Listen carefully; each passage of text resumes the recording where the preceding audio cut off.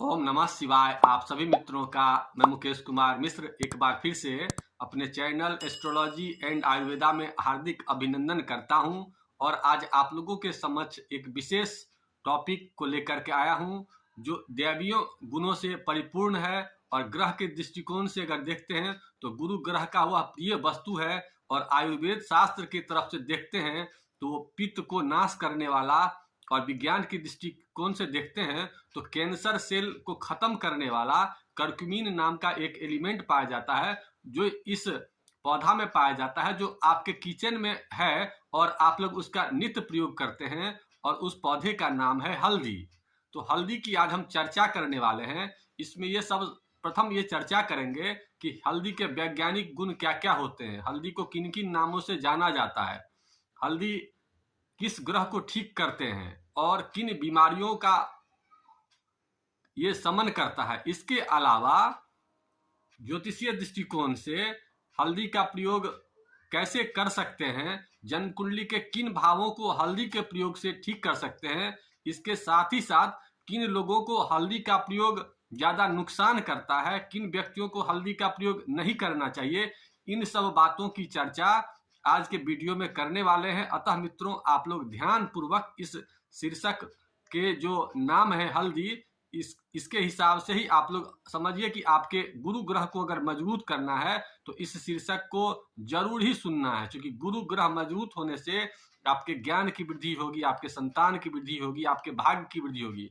तो ज्ञान, संतान और भाग्य को अगर बढ़ाना चाहते हैं तो इस टॉपिक को आराम से सुनिए और इस पर पालन करिए। मेरा ये दावा है कि इस टॉपिक को अगर अच्छा से सुन करके, अच्छा से समझ करके इस पर अगर कार्य करेंगे तो आपकी जिंदगी को ये बदल सकता है, क्योंकि इसके अंदर में सौंदर्य को लाने की भी शक्ति है और आपके बहुत सारे जो कमियां हैं उसको भी दूर करने की शक्ति है। तो अतः अब चर्चा करते हैं हल्दी के विषय में कि हल्दी का अन्य नाम क्या क्या है। तो हल्दी को हरिद्रा के नाम से विशेष रूप से जाना जाता है। इसे संस्कृत भाषा में हरिद्रा कहते हैं। साधारण भाषा में इसे चर्चा करें तो कांचनी के नाम से यह जाना जाता है। ये रूप को परिवर्तित करता है और कंचन की तरह चमकता है, इसलिए कांचनी बोलते हैं। इसका दूसरा नाम गौड़ी भी कहा जाता है, क्योंकि ये माता गौड़ी को बहुत प्रिय है, इसलिए गौड़ी प्रिया के नाम से भी इसे बहुत लोग जानते हैं।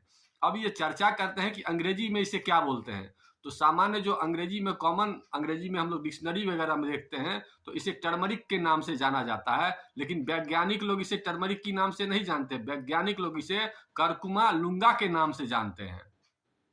अब इसके अलावा ये कितने प्रकार की होती हैं, तो इसके तो मुख्यतः 3-4-5 प्रकार होते हैं, लेकिन हम लोग को 2-3 प्रकार की जरूरत ज्यादा है। क्योंकि ज्योतिषीय दृष्टिकोण से देखेंगे तो पीला हल्दी जो हम लोग देखते हैं उसकी आकार लगभग, आपको क्या कहें कि घर में जो अदरक होता है ना, अदरक के प्रकार का होता है। पौधा भी उसी प्रकार का होता है, फल भी उसी प्रकार का होता है।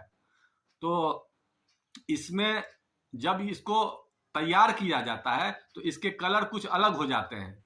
जिस समय जब खेतों में होते हैं वहां से लाते हैं तो लगभग वो नारंगी रंग का होता है, लेकिन लाने के बाद देखिएगा जब सुखाते हैं उसको गर्म करके उसका तैयार किया जाता है, जो आपके घर में आता है तो उसका कुछ कलर पीला जैसा तो होता है, लेकिन कुछ काला जैसा भी होता है। और एक होता है अम्बा हल्दी। अम्बा हल्दी का ज्योतिषीय दृष्टिकोण में भी महत्व है और काला हल्दी का भी विशेष महत्व है। इसकी चर्चा हम लोग आगे या तो समय मिलेगा तो आज ही कर लेंगे, नहीं तो आने वाले किसी एपिसोड में उसकी भी चर्चा करेंगे। तो सर्वप्रथम यह चर्चा करते हैं कि हल्दी आपके किन किन चीजों पर प्रभाव डालता है, इसमें क्या क्या गुण है। तो इसमें विज्ञान की भाषा से एंटीबायोटिक वाला गुण है। इसके अलावा एंटीऑक्सीडेंट इसमें विशेष पाए जाते हैं। इसके बाद ये डिटॉक्सिफाइड करता है, मतलब ब्लड को भी प्यूरिफाइड करता है। एंटी ऑक्सीडेंट भी है तो बुढ़ापा को भी ये जो है ना ठीक करता है। इसके अलावा कर्क्यूमिन नाम का सेल पाया जाता है जो आपके कैंसर सेल को भी खत्म करता है। इसके अलावा इसमें कार्बोहाइड्रेट विशेष पाया जाता है, प्रोटीन पाया जाता है, फाइबर पाया जाता है और इसकी कैलोरी गजब की है। इसमें 350 से 400 ग्राम, करीब 100 ग्राम में कैलोरी पाया जाता है। तो अतः यह सब तरह से परिपूर्ण है। इसके अलावा ज्योतिषीय दृष्टिकोण में अगर देखा जाए तो ये नजर दोष से बचाता है। इसके अलावा ये सुंदरता को बढ़ाता है। आप अपने घर के किसी शुभ काम में देखिएगा तो बिना हल्दी के कोई शुभ काम नहीं होता है। जैसे शादी विवाह होता है तो इसमें हल्दी का एक विशेष रस्म किया जाता है।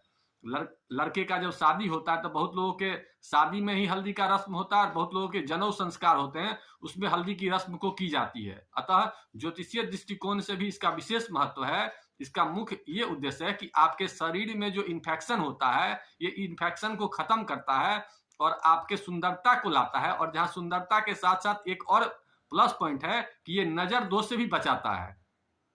अब बात करते हैं रोग की कि किन किन रोगों को ये ठीक कर सकता है। तो बेसिकली ये सर्दी जुकाम के लिए तो आराम से ठीक कर सकता है। इसके अलावा गले से संबंधित रोग को भी अच्छी तरह से ठीक कर सकता है। गर्मी में जो ये स्किन इन्फेक्शन होता है, इस पर इसका गजब का प्रभाव है। बहुत सारे जितने भी क्रीम वगैरह बनते हैं जो सन रेज से बचाता है, उसमें हल्दी की विशेष प्रयोग होती है। उसमें देखे हुए टर्मरिक वगैरह लिखा जो रहता है ना, तो इसमें इसका विशेष प्रयोग है। इसके अलावा क्योंकि गुरु से संबंध ये रखने वाला है, तो गुरु का संबंध लीवर से होता है, तो लीवर रोग में यह अचूक काम करता है। एंटीऑक्सीडेंट भी है, तो लीवर रोग को बहुत अच्छी तरह से ठीक करता है। किसी प्रकार के सूजन हो जाए तो सूजन में इसका गजब का प्रभाव है। सबका उपाय भी मैं बताऊंगा कैसे इसका प्रयोग करना है। इसके अलावा वैसे लोग जिनकी जन्म कुंडली में गुरु ग्रह नीच राशि में होता है, मतलब मकर राशि में नीच का होता है, तो मकर राशि में हो या अपने कमजोर राशि में, तो ऐसे लोगों को हम लोग हल्दी की मात्रा सामान्य तो दाल में सब्जी में तो खाते ही, इसके अलावा हम लोग बढ़ा देते हैं। इसके अलावा जो दूसरा चीज है, पाचन तंत्र पर इसका गजब का प्रभाव है। पाचन तंत्र को तो गजब से ये ठीक करता है, क्योंकि लीवर का संबंध गुरु से है और पाचन तंत्र का संबंध सूर्य से है।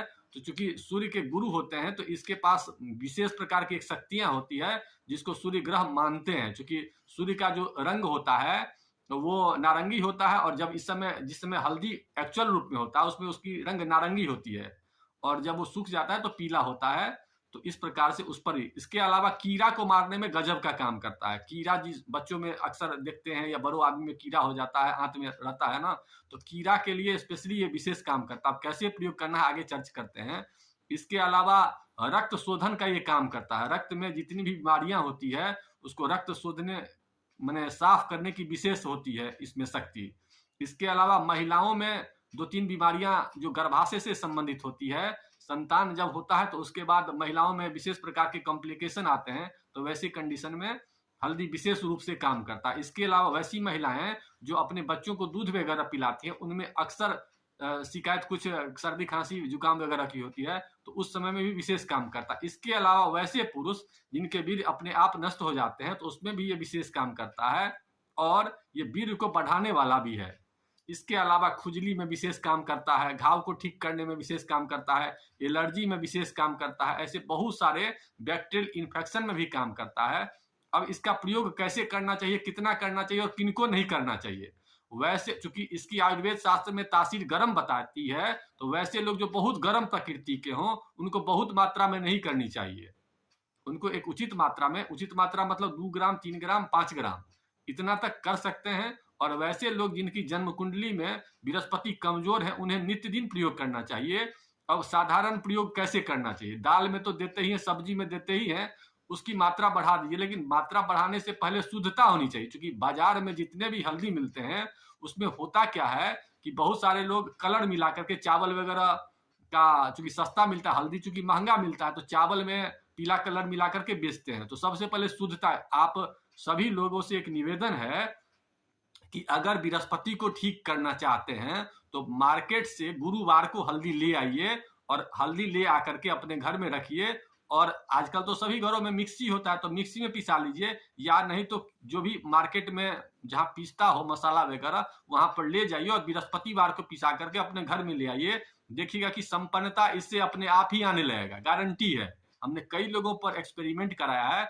क्योंकि बृहस्पति जब भी अच्छा होता है तो ज्ञान को सुदृढ़ करता है। ज्ञान जब भी होगा तो ज्ञान का संबंध आय भाव पर होता है, तो इसलिए, और भाग्य को भी बढ़ाता है। अतः शुद्धता पर विशेष ध्यान रखिए। उसके बाद आपको करना क्या, इसका प्रयोग है कि सबसे पहले आप गर्म पानी लीजिए, गर्म पानी में आधा चम्मच मतलब 2 ग्राम करीब उसको घोल दीजिए, उसके बाद पीजिए। तो साधारण लोग इसका प्रयोग कर सकते हैं।